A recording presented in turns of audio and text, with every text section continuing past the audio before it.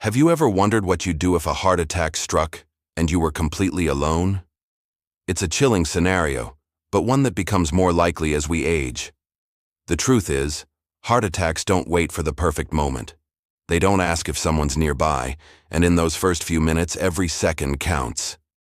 Most people imagine the classic movie version, clutching the chest, falling to the ground.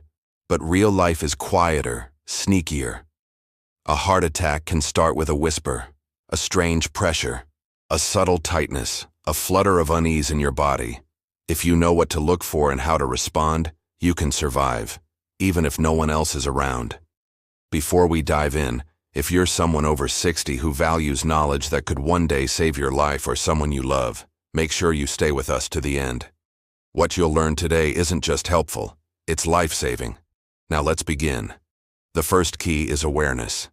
Recognizing the earliest signs, before the pain becomes undeniable, is often what separates life from tragedy.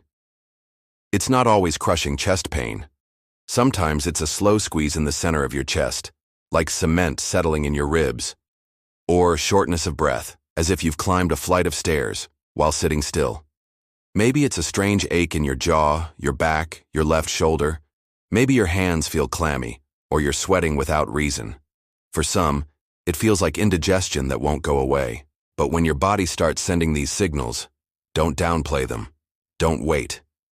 A man named Richard, 74, noticed a tightness under his collarbone one morning. Not dramatic, just odd. Then the breathlessness followed. He didn't ignore it.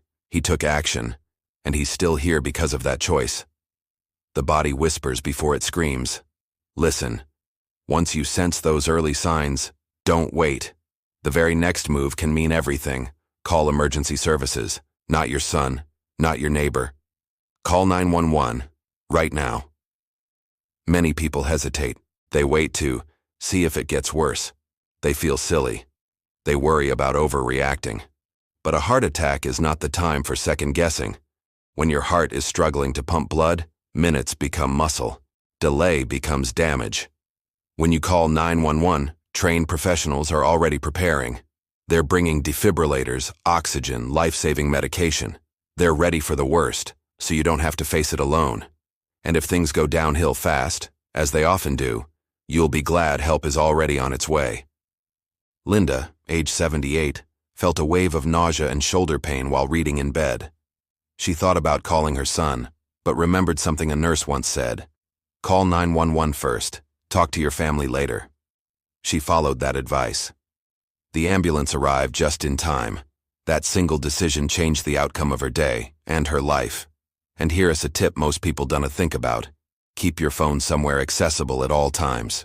If you struggle to speak, many phones now have emergency call shortcuts, even from the lock screen.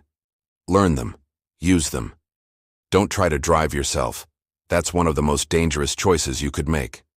You might lose consciousness behind the wheel, or delay the very care you need. Let the help come to you. Your instinct might say, maybe it's nothing. But if your body says otherwise, don't ignore it. Just make the call. After you've called for help, there is one more thing you must do immediately, and it's surprisingly simple. Chew an aspirin. Not swallow, chew. Slowly, even if your hands are shaking. If you're not allergic and not on medications that prohibit it, one regular strength aspirin, 325 milligrams, can be a game changer. Why? Because aspirin thins your blood. It helps slow or stop the clot that may be blocking one of your heart's arteries. And when chewed, not swallowed, it gets into your bloodstream faster. Studies show this can restore some blood flow and buy precious minutes, sometimes enough to prevent the heart attack from escalating. It's not dramatic. It's not high-tech, but it works. Joe, age 72, felt a tightness creeping up his chest to his neck. He remembered the aspirin in his kitchen drawer. He chewed one while waiting for paramedics. His cardiologist later told him, that single pill likely reduced the damage to your heart. Small act.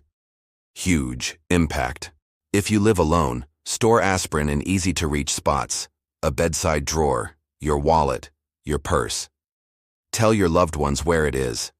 Check the expiration date regularly. And one more thing, If all you have is coated or delayed release aspirin, chew it anyway.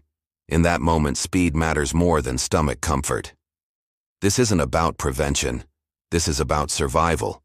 It might feel like too small an action to matter, but in the eyes of emergency responders worldwide, it is one of the most powerful things you can do while waiting for help. Once you've called for help and taken that aspirin, your next move might feel counterintuitive, but it's critical. Stop. Sit or lie down immediately. Do not pace. Do not tidy up. Do not unlock the door, yet. Your heart is under pressure. Every step, every movement, every breath you rush takes precious oxygen away from where it's most needed.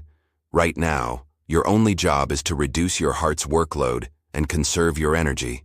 Find the most comfortable and secure position possible. Ideally, sit in a supported chair with your feet flat on the floor and arms resting. If you feel dizzy or faint, lie on your side with your head slightly raised. Whatever position you choose, make sure it's one where your chest can expand freely and your breath can slow. Alice, 81, felt a strange pressure bloom across her chest. Her instinct? Clean the kitchen before anyone arrived. But she remembered her doctor's words.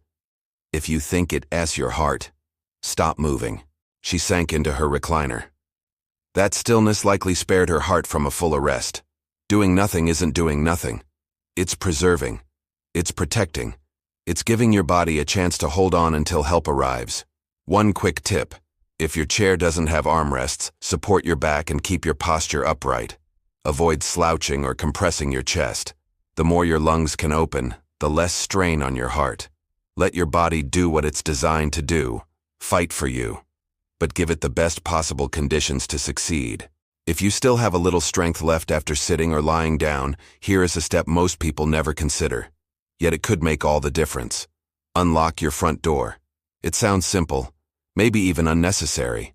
But in an emergency, seconds matter. A locked door can delay paramedics. It can force them to break in, wasting precious moments and causing unnecessary damage. If you're close enough and steady enough to reach it, do it. Then go back to your position and stay still. Paul, 76, lives in a small condo. When his symptoms began, he called 911, chewed an aspirin, and unlocked his door. When the paramedics arrived, they walked right in. That saved us 30 seconds, they told him, and it kept us from having to break a window. Small action, big outcome. If you're not near the door or walking feels risky, don't do it. Your safety comes first, but you might consider preparing in advance. A smart lock with remote access, a trusted neighbor with a spare key, a medical lockbox. These things feel unnecessary. Until the moment they're everything. Next, use your phone wisely. Turn on speaker mode. Let the dispatcher hear you breathe, move, speak. If you pass out, they might still hear enough to guide responders. And don't forget to set up your emergency medical ID on your phone. It takes 5 minutes, and it could tell paramedics what medications you take, what conditions you have, and who to call if you can't speak for yourself. Finally, remember your breath. Slow, gentle breathing can calm your nervous system, steady your heart, and keep oxygen flowing. Breathe in for 4 seconds. Hold. Breathe out for 6. Focus on that rhythm. Let it anchor you. In the end, these steps aren't just survival tactics. They're signals, reminders that even in your most vulnerable moment, you are not powerless. You have tools. You have knowledge. And now, you have a plan.